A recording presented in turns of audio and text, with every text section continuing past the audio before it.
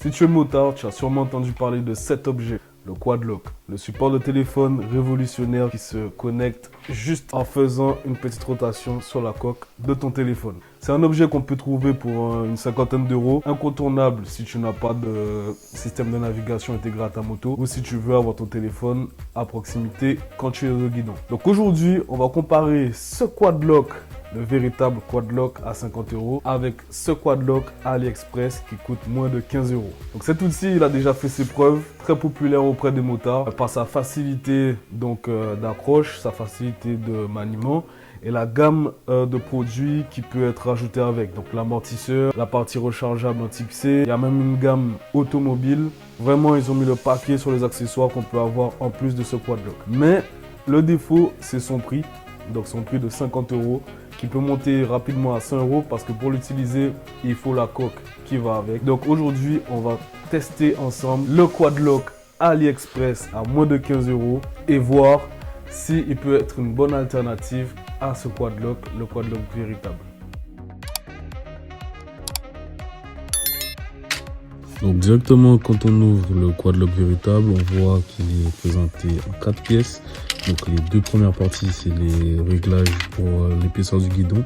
Donc on vient insérer dans la molette de maintien. Donc je vous conseille de faire le montage dans la moto, directement sur la moto.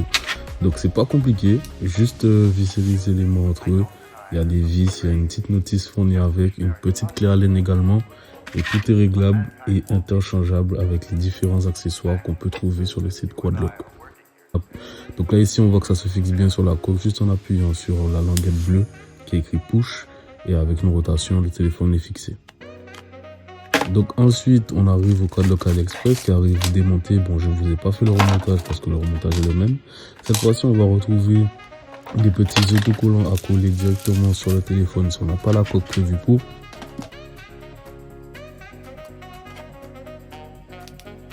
Donc là ici pour moi on peut voir que ça se décolle, mais bon c'est juste parce que j'ai pas assez forcé pour bien maintenir l'autocollant. Les adhésifs AliExpress, bon je fais pas très confiance, donc je préfère utiliser la coque. Au niveau des matériaux, on voit au niveau des finitions que sur le quad lock c'est écrit quad lock un peu partout. Au niveau du son, ça sonne un peu plus creux sur le quad lock AliExpress. Comme vous l'entendez, on sent comme si que les matériaux sont un petit peu de moins bonne qualité. Pareil au niveau du guidon, il y a un peu plus de jeu au niveau de celui AliExpress, mais c'est rien de méchant. Au niveau du test routier, on voit que l'image est assez stable, que ce soit sur le quad lock ou le quad lock AliExpress. Donc le cadrage n'est pas exactement le même en raison des quelques millimètres qu'on perd à chaque montage, démontage des deux produits. Mais il n'y a pas de vibration, ça fonctionne très bien, le téléphone est lisible, que ce soit sur l'un ou sur l'autre. Pas de frayeur, pas de téléphone qui tombe, qui bouge, quoi que ce soit, c'est très stable au niveau des deux. Il faudra juste voir si ça tient dans le temps sur celui AliExpress, car les matériaux sont un peu de moins bonne qualité. Mais pour l'instant, en tout cas, ça fonctionne super bien. Vous pouvez le voir à l'image, l'image n'est pas trouble. On a la même qualité d'image des deux côtés. Donc j'ai fait un petit test aussi à haute vitesse. Donc on était à une vitesse assez élevée, on va dire. Donc pareil, toujours pas de frayeur, le quad lock ne bouge pas. On a même l'impression qu'au niveau du AliExpress, on a une meilleure qualité d'image.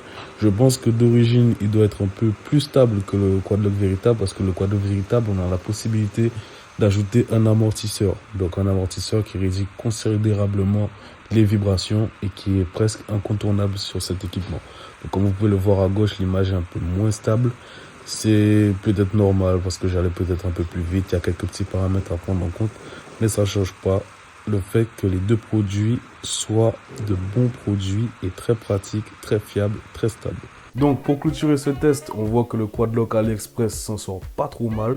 Au niveau des vibrations, pour l'avoir essayé avec Waze dans les deux cas, c'est pareil, hein, on arrive à lire la carte GPS sans souci, pas de tremblement, même à haute vitesse ça tient super bien. J'ai jamais eu de téléphone qui tombe ou quoi que ce soit. Donc seul défaut du quad lock AliExpress, c'est la qualité des matériaux, le packaging et l'offre qui est un peu limitée sur les accessoires. Mais vraiment ce qui va mettre au-dessus le quad lock officiel, c'est comme je l'ai dit, la diversité de l'offre.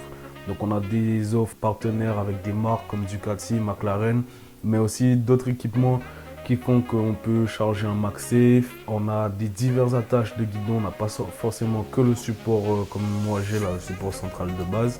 On peut avoir le support rétroviseur, bidon de remplissage de liquide de refroidissement. Il y a une infinité de possibilités. Donc c'est ce qui est bien avec le Quadlock officiel.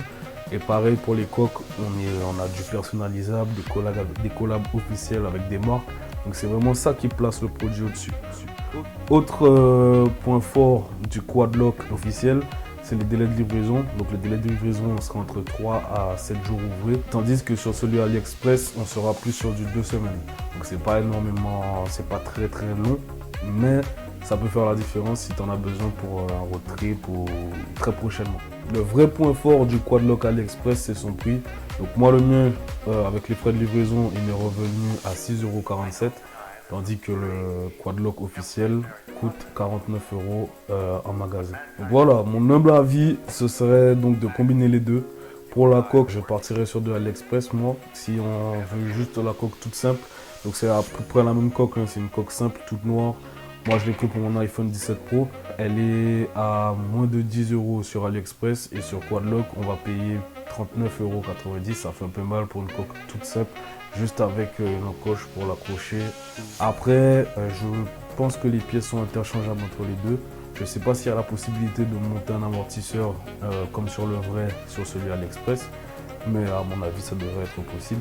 Donc je pense que la meilleure alternative serait le Quadlock AliExpress, à voir comment ça tient dans le temps, parce que c'est un élément qui va être souvent soumis aux conditions extérieures. On ne le retire jamais de la moto une fois que c'est monté, on le laisse sur la moto. Donc il sera soumis aux conditions climatiques, à voir si la vis retient, si le matériau en lui-même tient dans le temps. Moi je partirai sur le vrai, donc sur ma moto j'utilise le vrai au quotidien pour la qualité du matériau. Mais en dépannage, je pense sur une moto secondaire, comme quand j'avais la DT, j'avais le fou sur la DT et le vrai sur ma Ducati. Donc c'est tout pour cette vidéo, merci d'avoir suivi. Si elle vous a plu, n'hésitez pas à liker, commenter, partager, vous abonner. Et on se retrouve bientôt pour de très prochaines vidéos. WhatsApp, Bouloum.